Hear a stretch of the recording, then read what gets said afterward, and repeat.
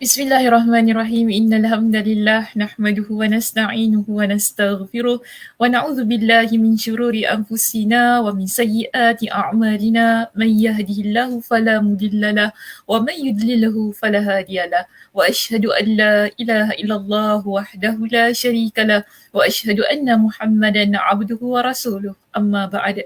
Rabbi shrah li sadri wa yassir li amri wahlul 'uqdatam min lisani yafqahu qawli. Rabbi zidni ilma warzuqni fahma.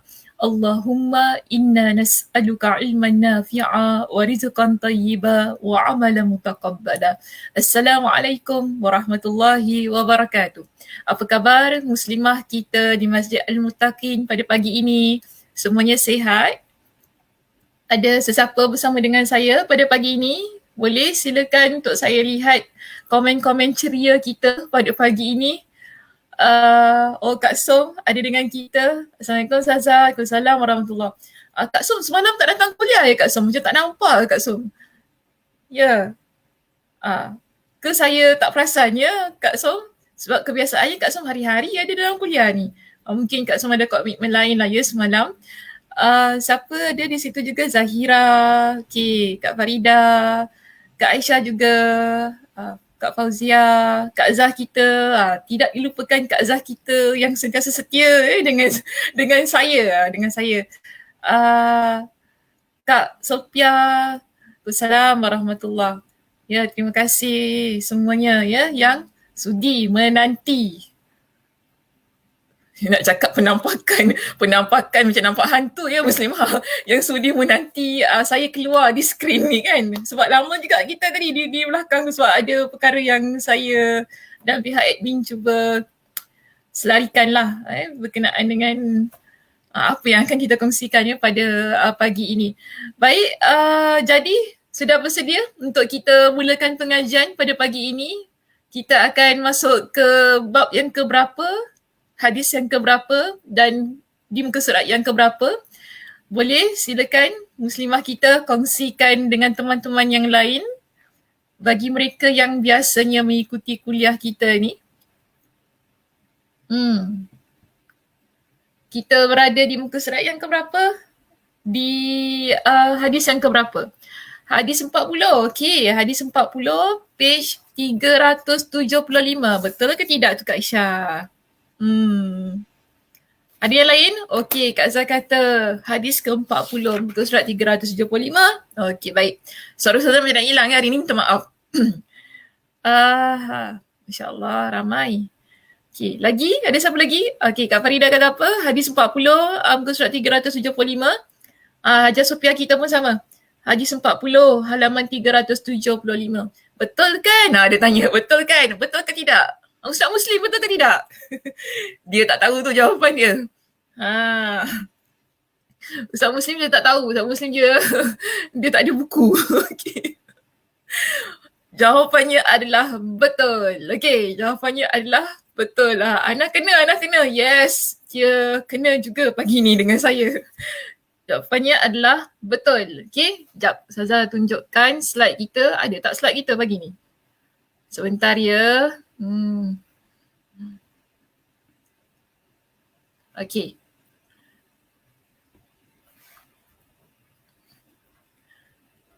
Tadi kan ramai kata kita berada di hadis yang ke-40 bertajuk pendek angan-angan. Tara. Okey, betul. Kita berada di hadis yang ke-40 bertajuk pendek angan-angan di muka surat 375. Okey, kita akan mulakan perbincangan pagi ini di muka surat 375. Okey, sila muslimah yang lain dapat buka kitab masing-masing ya supaya kita dapat ikuti perbincangan ini dengan baik. Mudah-mudahan sedikit sebanyak ianya membantu kita untuk memahami apa yang cuba disampaikan oleh Nabi SAW kepada kita di dalam hadis ini. Baik, hadis ini sebenarnya hadis yang ringkas. Ya, hadis yang ringkas yang disabdakan oleh Nabi SAW kepada seorang sahabat yang bernama Ibn Umar.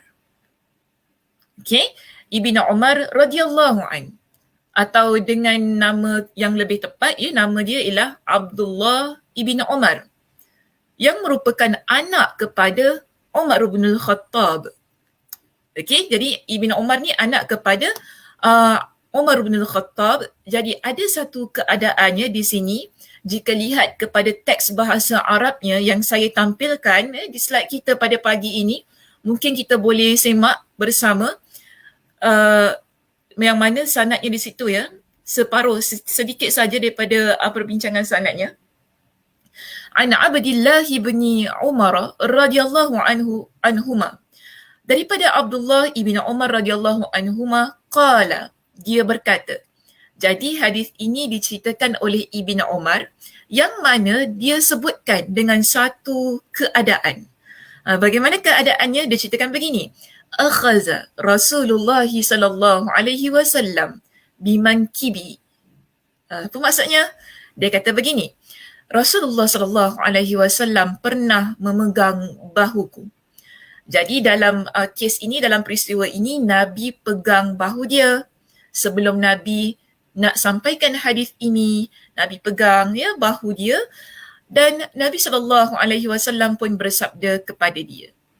Apa kata Nabi? Nabi kata, kun fid dunya ka'annaka gharibun aw 'abiru sabilin. Ringkas, itu saja yang Nabi SAW sampaikan kepada dia. Yang selebihnya tu muslimah di bawah itu, ia bukan hadis Nabi. Yang menjadi ungkapan kata, yang menjadi hadis Nabi dalam perbincangan kita pada pagi ini bermula daripada lafaz kun fid dunya ka'annaka gharibun aw 'abirus sabil. Itu saja hadis Nabi. Jadi apa maksudnya?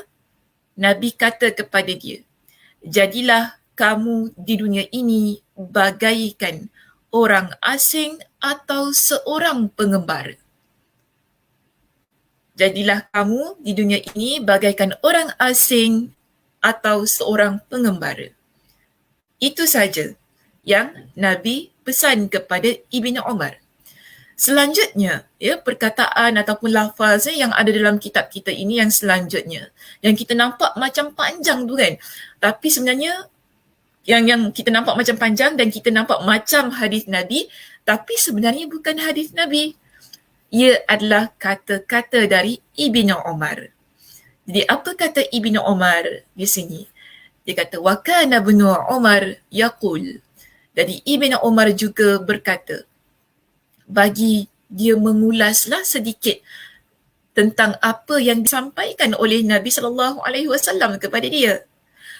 Jadi dia kata apa di situ? Idza amsayta fala tantazir as-sabah wa idza asbahta fala tantazir al-masa. Maksudnya, Ibn Umar kata, jika kamu berada di waktu petang, janganlah kamu, sebentar macam tersilap terjemahan saya.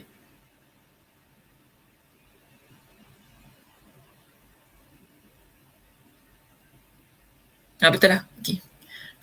Minta maaf aku kurang tidur macam inilah keadaannya. Jika kamu berada di waktu petang, janganlah kamu menunggu datangnya waktu pagi. Dan jika kamu berada di waktu pagi, janganlah kamu menunggu waktu petang. Senang, maksudnya begini, kita jangan tunda apa yang kita nak buat. Jika kita nak buat pagi ini, janganlah kita nak kata tak apalah tunggu petang. Macam tu. Tak apalah tunggu petang. Ni ada zikir ni nak buat, tak apalah petang-petang nantilah aku zikir. Macam gitu keadaannya. Tak apalah petang-petang lah nanti aku zikir, bukan tak ada petang. Macam gitu kan. Tapi yang terbaik menurut kepada pesanan yang diberikan oleh Ibn Umar di sini, apa kata dia, kita kalau nak buat sesuatu, bila kita berada di waktu pagi ni kan, kalau kita boleh buat di waktu pagi, buatlah. Jangan sampai kita tunggu di waktu petang. Begitu juga. Bila kita sedang berada di waktu petang dan kita sedang melakukan satu perbuatan ataupun satu pekerjaan tu, jangan kita tunda untuk esok paginya. Kan jangan tunda sampai esok pagi. Tak apalah, esok pagi boleh buat lah. Belum tentu ya.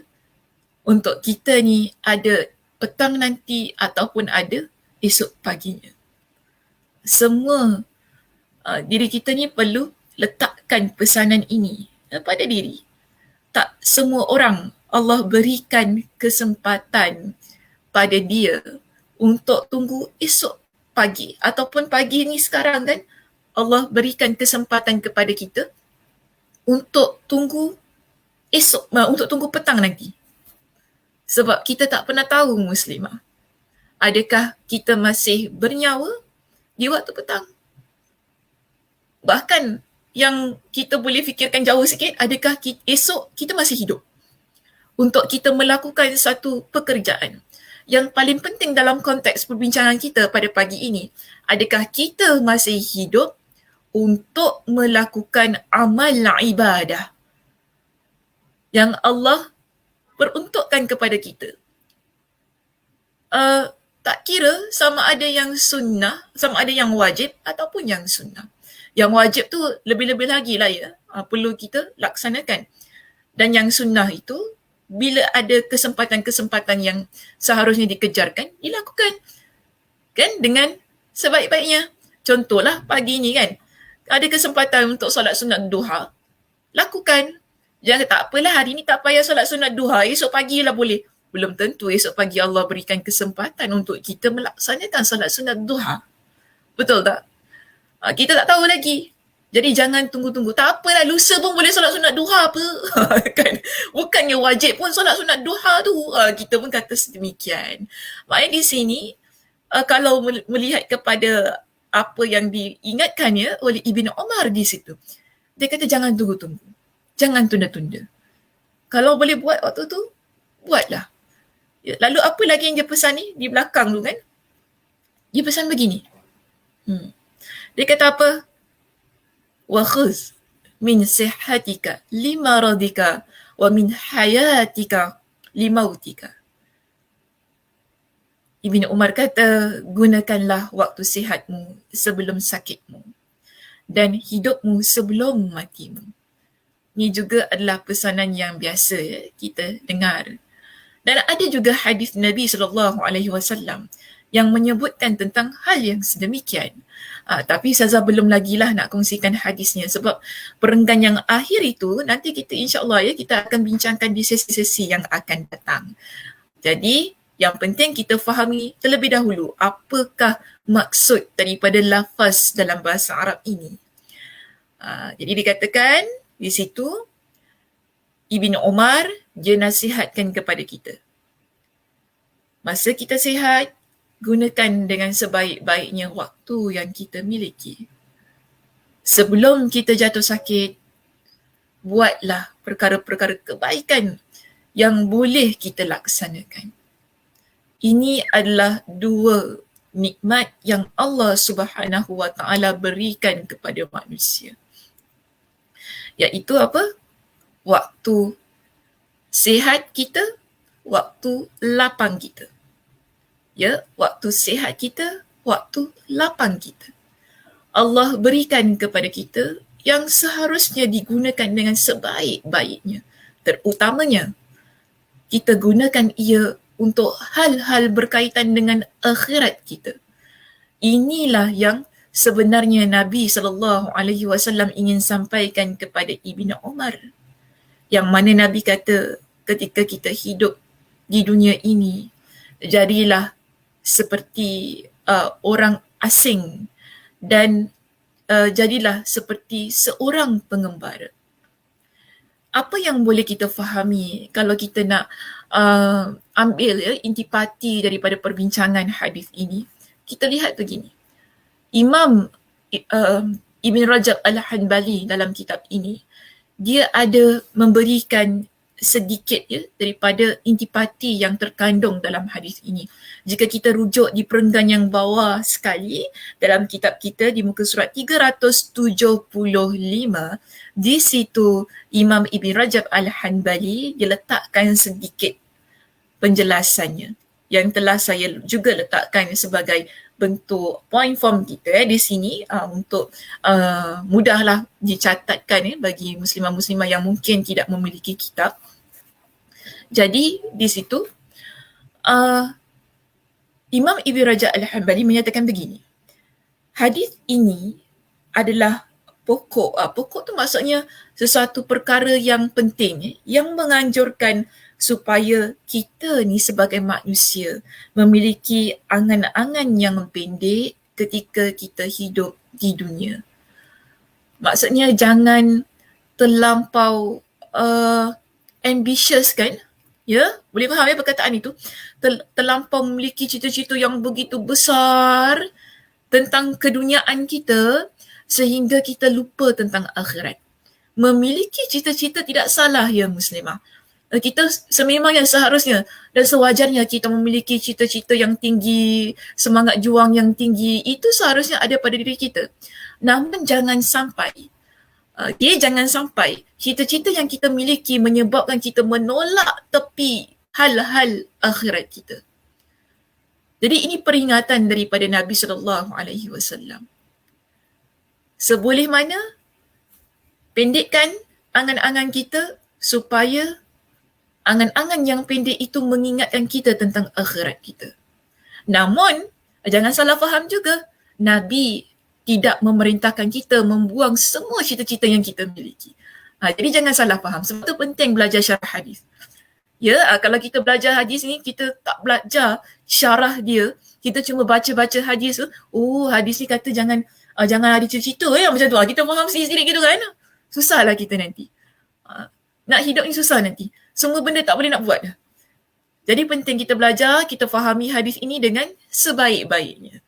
Maksudnya di sini bukanlah, walaupun Nabi kata kita ni perlu ada angan-angan yang pendek, tapi tidak bermakna kita perlu menjadi manusia yang tidak memiliki cita-cita. Cita-cita perlu ada pada diri setiap mukmin. Orang yang beriman kepada Allah, dia perlu memiliki cita-cita yang tinggi. Dia perlu ada semangat juang yang tinggi dalam kehidupan dia. Namun jangan sampai cita-cita itu menyebabkan dia menjadi insan yang melupakan akhiratnya.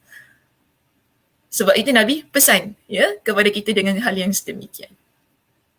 Jadi apa lagi yang dimaksudkan dalam hadis ini? Dikatakan bahawa seorang mukmin tidak patut untuk menjadikan dunia sebagai tempat menetap dan tempat tinggal abadi sehingga dia rasa tenang-tenang saja di dalamnya. Memiliki angan-angan yang pendek ini merupakan satu cara untuk kita faham bahawa dunia bukan tempat kita yang abadi.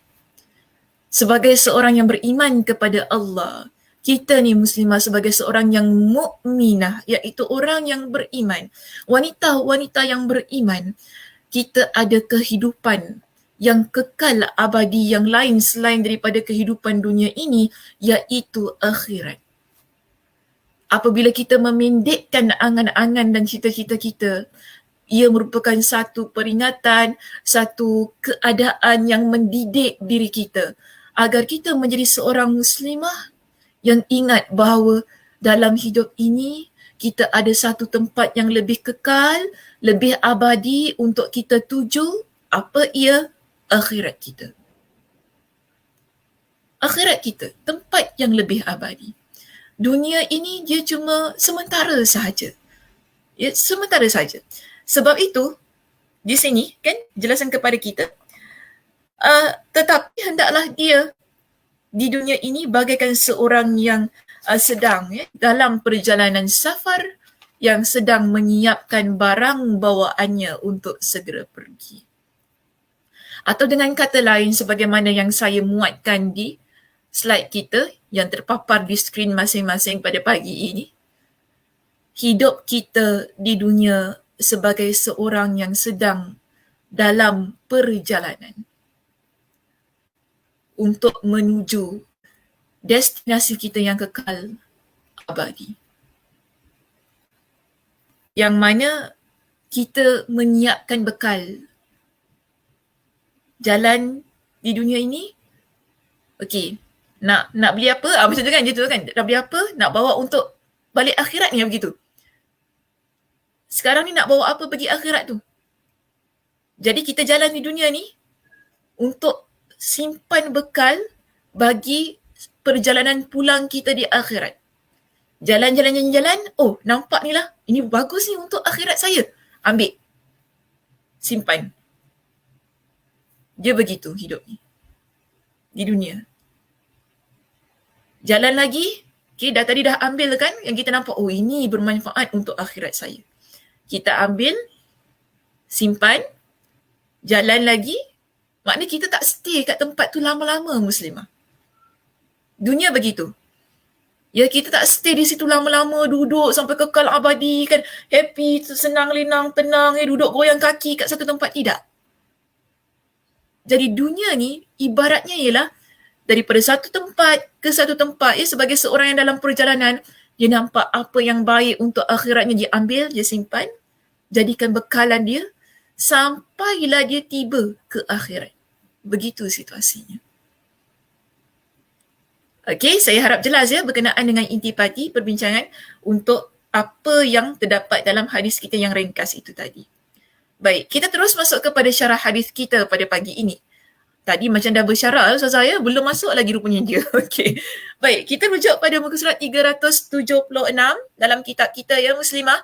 Di situ kita masuk kepada syarah hadis. Dalam syarah hadis kita di sini Imam Ibn Rajab Al-Hanbali dijelaskan kepada kita. Apa penjelasannya? Dia kata begini. Hadis ini merupakan wasiat para nabi dan para pengikut mereka. Maknanya, ia bukan wasiat Nabi SAW sahaja.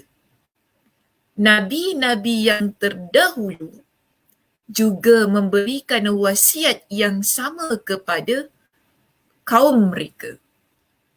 Dan orang-orang saleh di kalangan kaum mereka turut memberikan nasihat yang sama kepada antara satu dan yang lain. Jadi Nabi SAW ya, juga memberikan nasihat itu kepada kita sebagai umat baginda SAW. Nabi berikan nasihat ini kepada umat baginda, dan kalau kita lihat pada konteks itu, Nabi berikan nasihat ini kepada para sahabat. Antaranya ialah Ibn Umar radhiyallahu anhu pada masa itu. Sebab itu yang Muslimah kita lihat di kalangan para sahabat, kebanyakan mereka memilih untuk hidup zuhud. Kebanyakan mereka memilih untuk tidak menjadikan dunia sebagai tempat yang kekal abadi. Kehidupan mereka, apa pun yang mereka lakukan ialah semata-mata demi akhirat mereka. Begitu keadaan kehidupan para sahabat. Kerana apa? Bagi mempraktikkan apa yang disampaikan, apa yang diwasiatkan oleh Nabi SAW kepada mereka. Begitu situasinya. Jadi, oleh kerana nasihat ini merupakan nasihat yang sering disampaikan oleh para Nabi terdahulu dan juga para pengikut mereka, Allah Subhanahu wa Ta'ala ada memuatkan satu pesanan yang diberikan oleh orang saleh di kalangan ahli keluarga Fir'aun pada masa itu. Pada zaman Fir'aun yang menjadi nabinya ialah Nabi Musa alaihi salam dan juga Nabi Harun alaihi salam. Jadi di kalangan keluarga Fir'aun ini ada orang saleh. Dalam surah Ghafir, pada ayat yang ke-39 Allah muatkan dialog itu. Maksudnya, nasihat lelaki soleh ini kepada kaumnya. Apa kata dia kepada kaumnya yang tidak beriman ataupun yang memperlekehkan dakwah Nabi Musa dan juga Nabi Harun alaihi wassalam ini? Dalam surah Ghafir pada ayat yang ke-39 disebutkan sebagaimana yang terdapat dalam kitab kita ya. Okey, Ustazah pun nak tunjukkan lah. Dalam slide Ustazah pun ada menyebutkan dalam slide Ustazah ni. Ya, lupa nak tunjuk slide. Dah cakap-cakap lupa nak tunjuk slide dia. Okey. Kita lihat di sini. Ia merupakan wasiat para nabi dan para pengikut mereka. Antaranya sebagaimana seorang yang beriman di kalangan ahli keluarga Fir'aun pada masa itu, dia memberikan nasihat kepada kaumnya dengan sebuah nasihat yang begini, Ya qaumi innama hazihil hayatud dunya mata'un.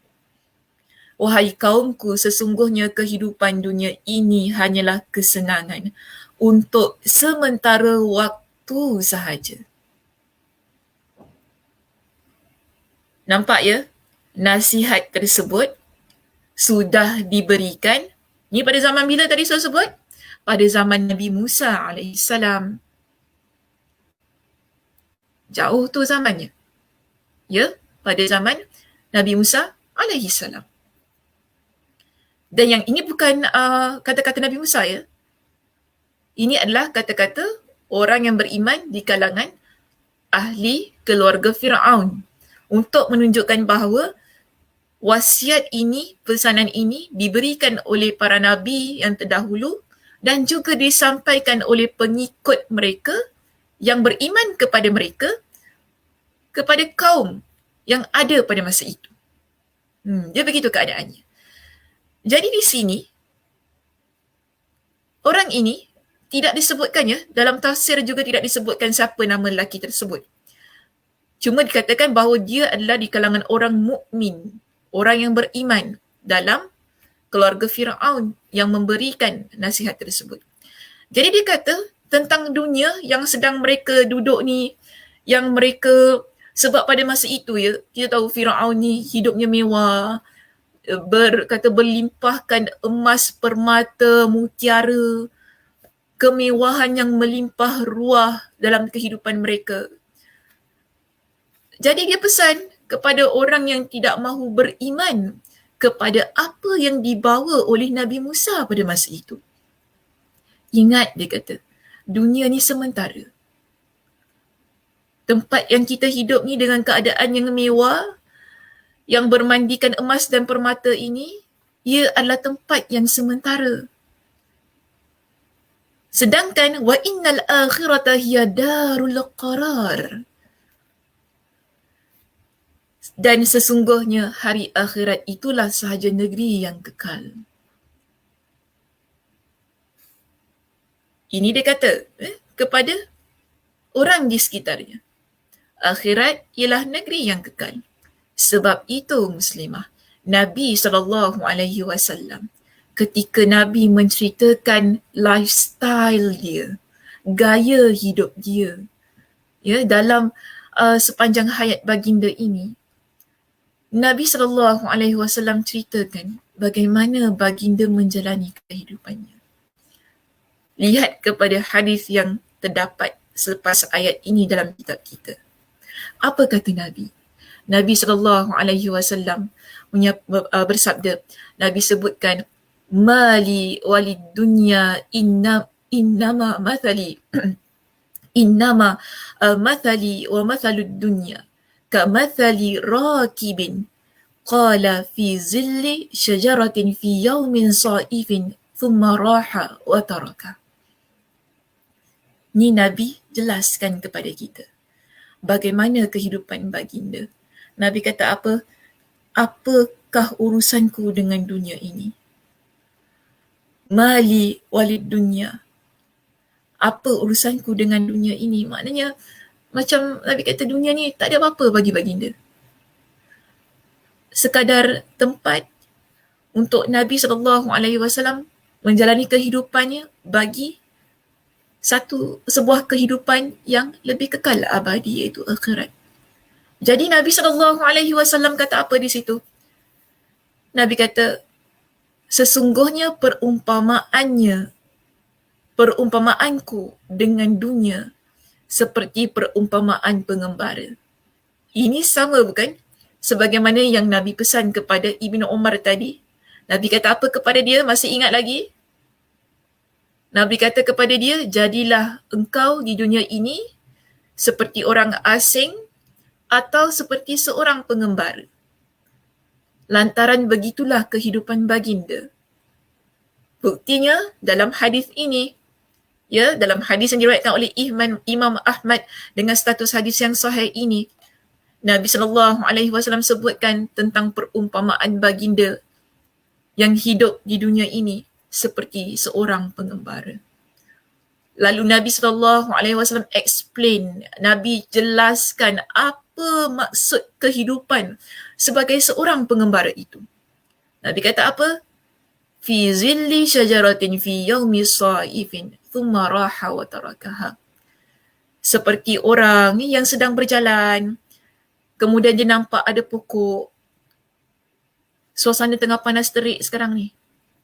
Dia nampak ada pokok tu, dia singgah di pokok tersebut, duduk kan untuk berehat, lepas hilang kepenatannya, lepas dia lihat cuaca dah agak okey untuk meneruskan perjalanan, thumma raha wa taraka. Dia akan tinggalkan pokok itu untuk teruskan perjalanannya. Begitulah dunia. Kita melalui kehidupan dunia ini, kita duduk sebentar, ya, kita buat apa yang patut, kita kumpulkan apa yang patut, tenaga, kita kumpulkan bekalan untuk perjalanan yang berikutnya. Jadi ini yang Nabi SAW sampaikan. Dengan kata lain, Nabi nak kata begini Muslimah. Dunia ini adalah tempat persinggahan kita yang sementara. Sekali lagi, dengan kata lain, Nabi ingin ingatkan dunia ini ia tidak kekal. Tidak akan kekal selama-lamanya. Orang yang beriman, kehidupan mereka yang kekal, akhirat. Begitu situasinya. Jadi kita lihat di sini. Dalam kitab kita ni, ya, ada satu kisah lah ya, yang dimuatkan tentang kehidupan Abu Dhar radhiyallahu anhu.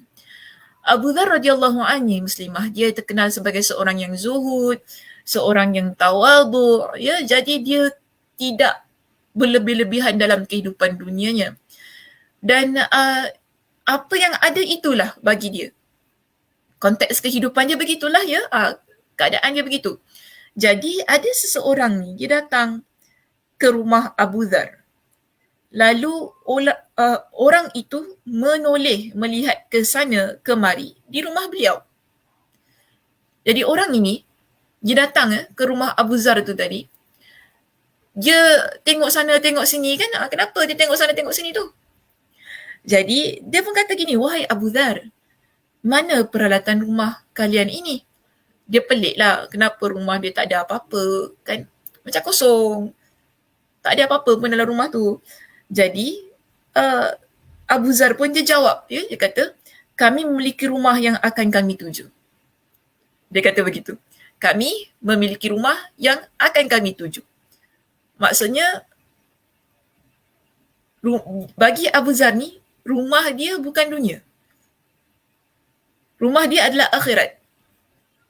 Jadi bagi dia, dia tidak ada kepentingan untuk letakkan apa-apa peralatan dalam rumah dia. Begitulah ya keadaan dia.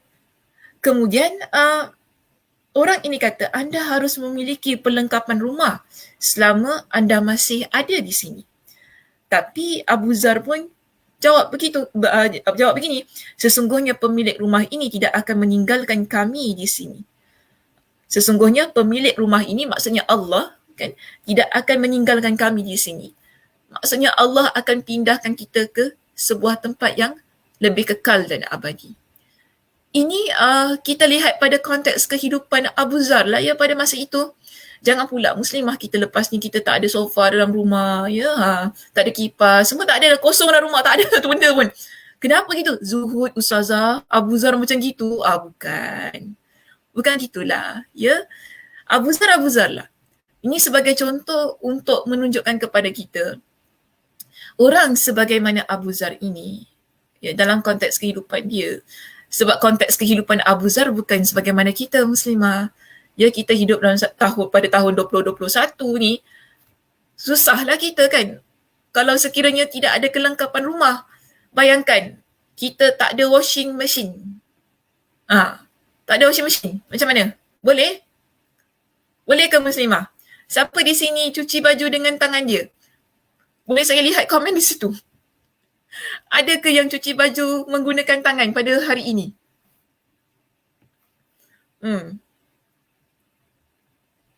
Ada ke orang cuci baju guna tangan sekarang ni? Di Singapura saya kata, yang ikuti kuliah saya, jangan lihat orang-orang lain. Kita ni yang Allah Subhanahu Wa Taala berikan kepada kita dengan kelebihan daripada sudut rezeki untuk ada kehidupan yang selesa, ada kehidupan yang sederhana. Hiduplah dalam keadaan yang begitu. Jangan Allah Subhanahu Wa Taala sudah berikan kepada kita dengan rezeki, dengan keadaan yang boleh ataupun kemampuan yang ada, kita pun memilih untuk hidup susah. Itu bukan cara orang yang inilah yang Nabi ajarkan, bukan gitu caranya. Kan? Guna washing machine lah. Yes, guna washing machine. Of course. Guna washing machine. Saya pun guna washing machine kan. Kata, kita tak kata kalau orang yang guna washing machine tu, dia adalah, mesin basuh ni adalah orang yang tidak zuhud. Bukan begitu. Orang yang mewah. Sebab itu adalah keperluan kita. Satu benda yang biasa yang ada dalam rumah. Kan? Betul hilang suara saya. Satu benda yang biasa dalam rumah kita. Peti ais, contohnya. Rice cooker, apa kan? Itu benda-benda yang biasa. Jangan sampai kita mentang-mentang kita kata, oh saya nak hidup macam Abu Zar lah. Semua kita kosongkan rumah kita, satu benda tak ada. Kenapa? Untuk akhirat saya. Ini cara yang salah. Kita pernah bincangkan tentang hal itu, Muslimah. Kalau ramai yang ikuti kuliah ini daripada awal sesi-sesi yang lepas, kita pernah bincangkan tentang zuhud. Jadi Ustazah tak nak tak nak hashtag throwback balik lah ya tentang perbincangan zuhud tu. Nanti kita akan jadi panjang lebar perbincangannya. Sebab kita dah pernah bincangkan dengan tuntas apa yang dimaksudkan dengan zuhud. Dalam agama kita ini, bagaimana orang yang sebenarnya zuhud. Dia bukan orang yang zuhud ni, kalau dengan erti kata yang lain, dia bukan orang yang secara total ataupun secara keseluruhannya meninggalkan dunianya, bukan begitu. Tetapi orang yang zuhud ialah dia hidup sekadarnya. Maksudnya dunia ini dia jadikan sebagai tempat persinggahan untuk dia pergi ke sebuah kehidupan yang lebih abadi, iaitu akhirat. Okey, ikut zaman. Oh yelah, ada jenis baju kena guna tangan juga, Ustazah. Betul. Baju Ustazah memang banyak kena guna tangan. Ya, okey. Baju Ustazah memang ada banyak guna tangan. Kan, lagi-lagi baju kita yang kalau ada labuci. Ya, mungkin ada di sini Muslimah kita tudung-tudung yang tudung-tudung glam-glam tu kan, yang tak boleh nak masuk washing machine tu. Itu kalau masuk je keluarkan balik, jatuh semua manik-manik dia. Ya Allahu Akbar. Boleh menangis kita ni. Tak tidur malam sebab memikirkan labuci yang dah terputus daripada baju ataupun tudung kita. Tapi sekarang washing machine pun Kak Aisyah dia ada function yang okay, kita jangan cerita pasal washing machine lah, macam nak promote washing machine pula ya. Tapi dia ada function lah yang sebenarnya khusus untuk tangan. Ada satu function tu lah yang saya juga gunakan lah untuk saya memudahkan kehidupan saya. Okay, untuk saya memudahkan kehidupan saya. Okay, kita terus masuk kepada perbincangan kita. Tak perlu kita nak cerita panjang tentang washing machine. Nanti kan sampai esok pula tiba-tiba keluar nama brand washing machine kat sini. Okay. Baik, seterusnya kita lihat. Pada satu lagi pendapat di kalangan sahabat. Tadi kita bincangkan tentang Abu Dhar radhiyallahu an. Kita ada seorang sahabat Nabi bernama Ali ibn Abu Talib radhiyallahu an. Ali ibn Abu Talib radhiyallahu an. Apa kata dia? Dia berikan kepada kita ni Muslimah dengan satu nasihat. Ya. Nasihatnya dia kata begini. Sesungguhnya dunia ini telah bergerak pergi dan sesungguhnya akhirat telah bergerak datang. Sekarang kita hidup di dunia. Dunia ni sedang bergerak. Dan jangan lupa, kita ada satu lagi kehidupan iaitu akhirat kita. Akhirat itu dalam keadaan yang datang. Walaupun nampak macam lama kan, tapi dia sedang dalam keadaan yang datang kepada kita. Lalu apa kata Ali ibn Abi Talib di sini? Setiap dari keduanya memiliki pengikut. Dunia dan akhirat, kedua-duanya ada followers dia. Ada pengikut masing-masing. Jadi, apa pesan Ali di sini? Dia kata kepada kita, jadilah kalian pengikut akhirat. Kita ada dua perkara di sini muslimah. Satu dunia, satu akhirat. Kedua-duanya ada pengikut masing-masing. Ya? Betul lah, maksud Ali di sini lah. Kita lihat dunia. Ramai orang yang bermati-matian untuk dunia mereka. Yang ikut dunia ni tanpa henti. 24 jam. Ya, dia fikir tentang dunia. Apa yang perlu saya buat untuk dunia saya? Ini pengikut dunia. Dan kita juga tidak menafikan bahawa akhirat memiliki pengikutnya yang tersendiri. Akhirat ada followers dia juga. Ada orang dia memang hidup dia fikir tentang akhirat dan akhirat. Apa yang dia buat, kenapa buat gini? Sebab untuk akhirat saya. Kenapa buat gini untuk akhirat saya? Kenapa sibuk-sibuk nak beramal soleh? Sebab saya ada kehidupan akhirat. Ini kita kata followers kepada akhirat. Dan Ali ibn Abu Talib di sini dia pesan kepada kita, jangan jadi followers kepada dunia. Hidup kita yang sementara di dunia ini, pastikan kita follow akhirat kita. Okey, follow akhirat kita. Jadi, dia seterusnya, Ali kata begini. Dia pesan macam mana? Hari ini adalah amal tanpa hisap.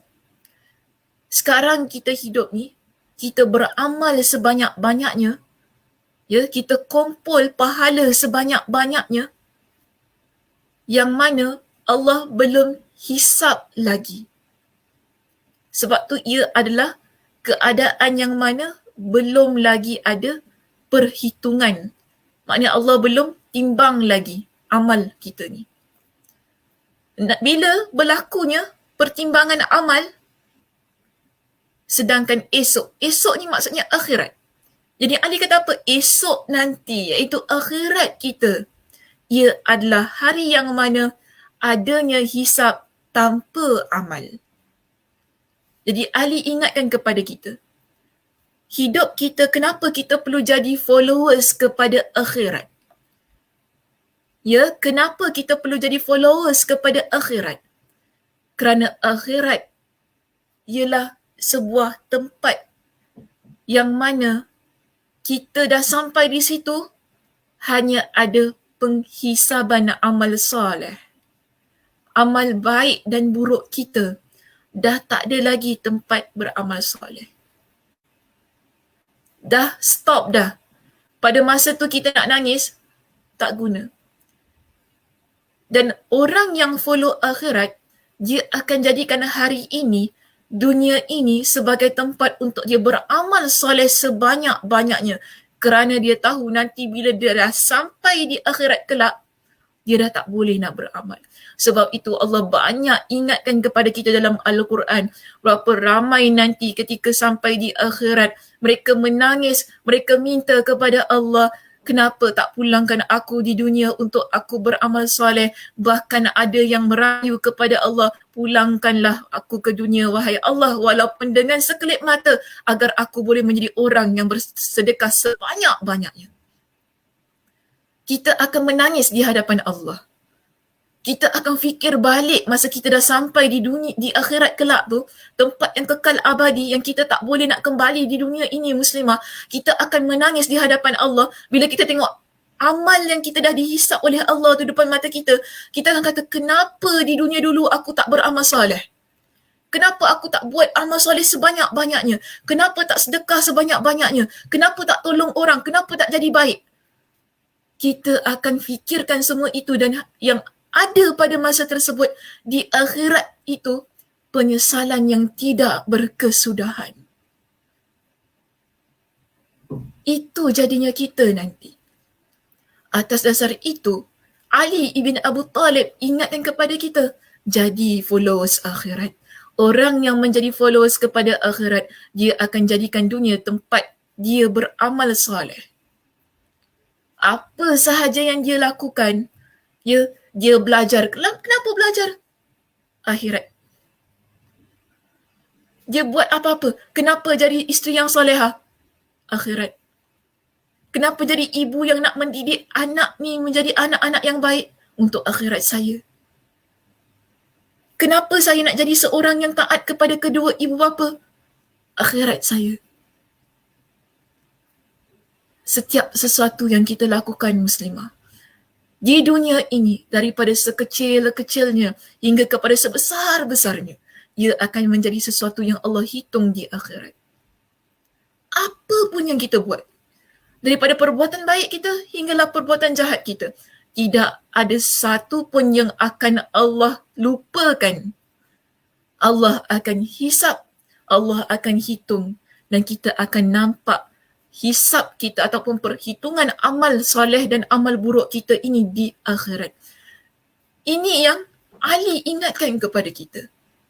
Akhirat hanya ada hisap, tidak ada amal. Bila kalian nak beramal ni, dunia ni, yang menjadi tempat persinggahan kalian.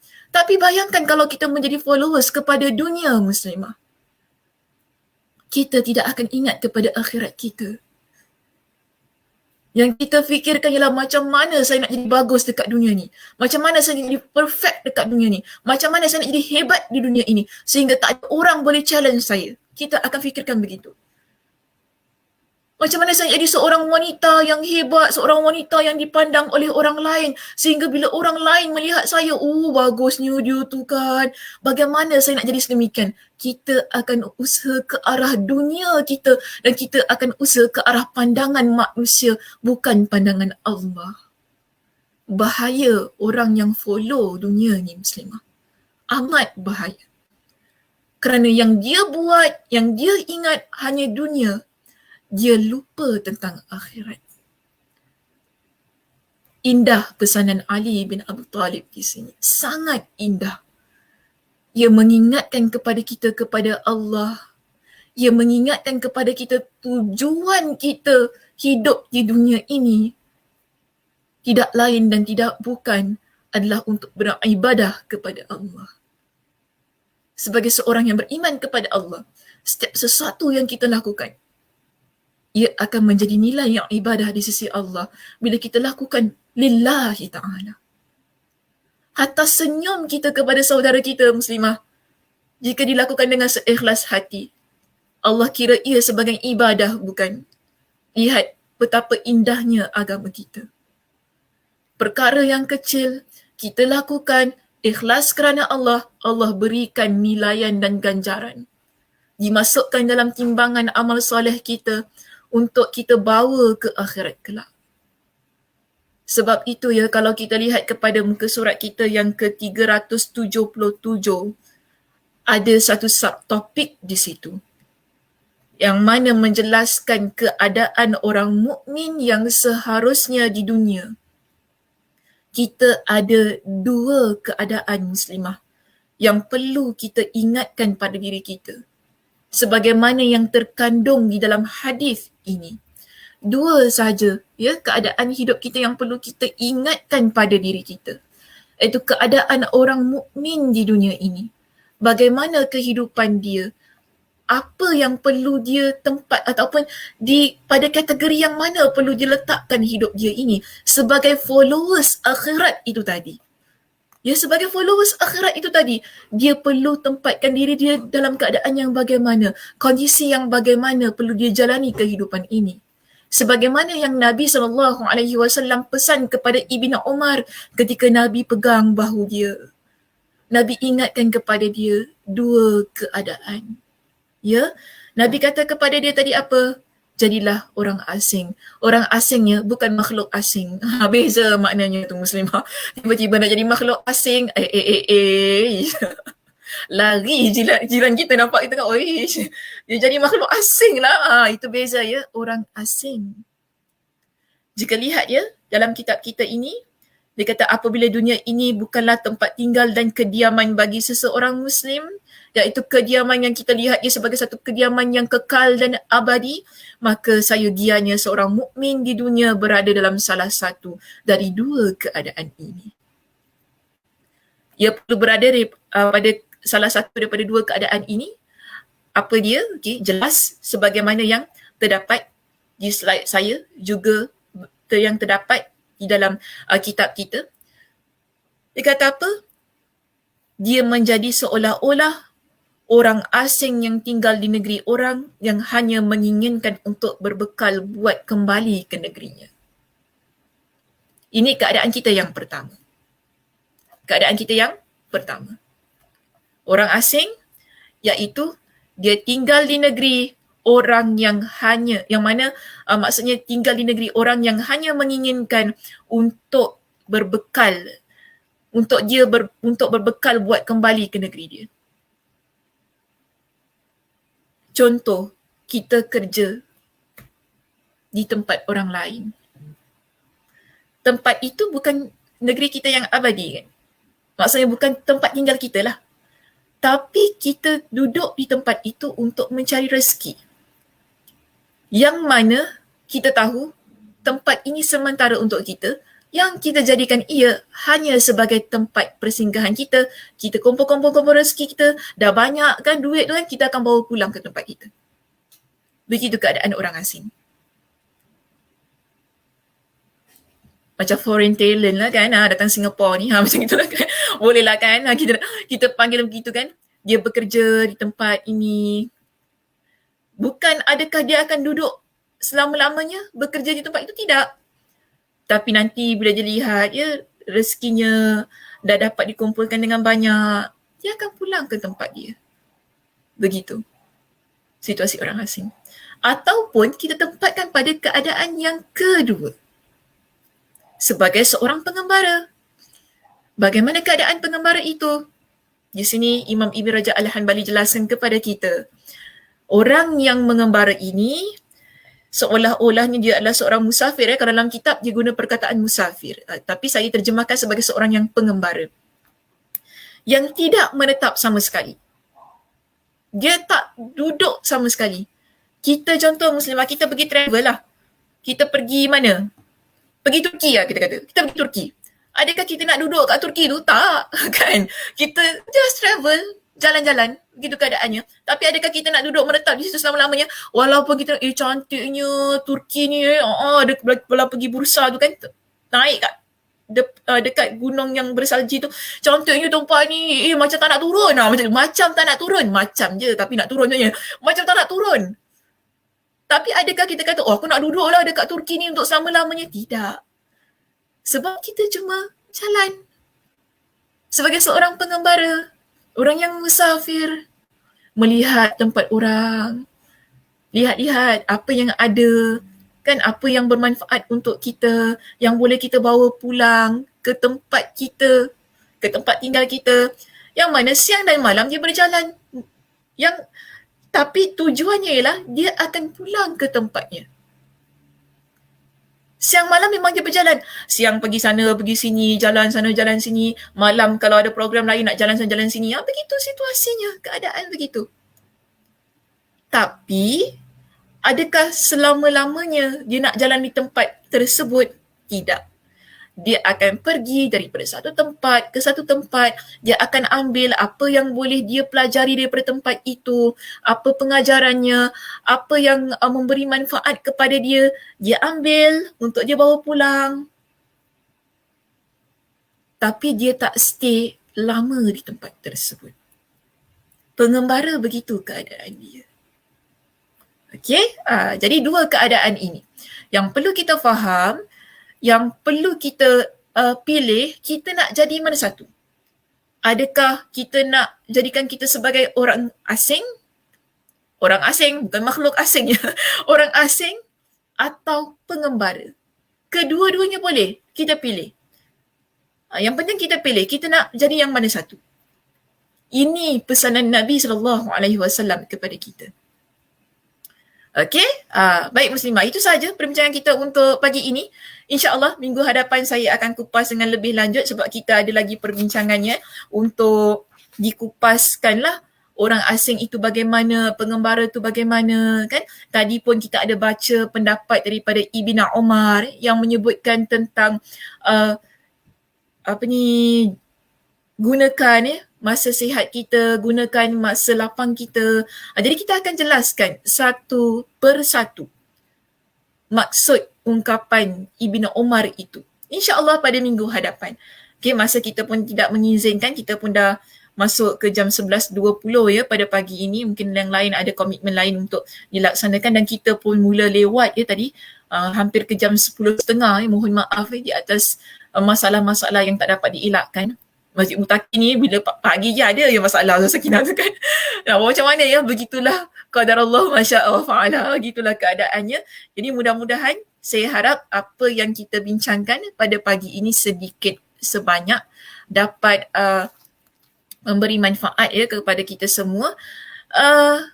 Rasanya tidak ada sebarang persoalannya di situ. Subhanallah, Allahu Akbar. Alhamdulillah, terima kasih Ustazah. Ya, sama-sama. Orang belakang tabir tak terima. Mutakin pula. Salahkan Mutakin. Saya kalau ada function boleh keluarkan komen daripada admin, saya nak rasanya macam nak letak je dekat saya skripnya sekali ni. Jika ada function begitu kan, kalau boleh saya nak letak apa yang admin katakan kepada saya di belakang tabir tu. Biar dia paparkan. Jadi orang tahu apa yang dia sembang dengan saya tu kan. Alhamdulillah. Amin. Boleh sila Ustaz Muslim keluarkan apa yang disebutkan oleh Puan Sofia Sofi di situ. Alhamdulillah. Amin. Terima kasih perkongsian ilmunya Ustazah. Semoga bermanfaat bagi kita semua. Alhamdulillah. Ya, mudah-mudahan. Ya, terima kasih Ustazah. Ya, terima kasih juga pada Kak Sabaria yang sudi itu Kak Sofia di situ. Sudi untuk setia bersama dengan Masjid Al-Muttaqin. Terima kasih kepada semua yang memberikan perhatiannya pada apa yang saya sampaikan ya pada pagi ini. Okay, Alhamdulillah, jazakillah khaira wa iyyak. Ustazah di atas ilmunya. Thank you very much tim Masjid Al-Muttaqin. Alhamdulillah, sejuk hati orang belakang tabir ya. Ada yang memberikan ucapan terima kasih kepada tim Al-Muttaqin. Itulah keadaannya. Hingga kita jumpa di lain kesempatan, insya-Allah. Baik, jika tidak ada sebarang persoalan, Alhamdulillah maknanya semuanya jelas ya.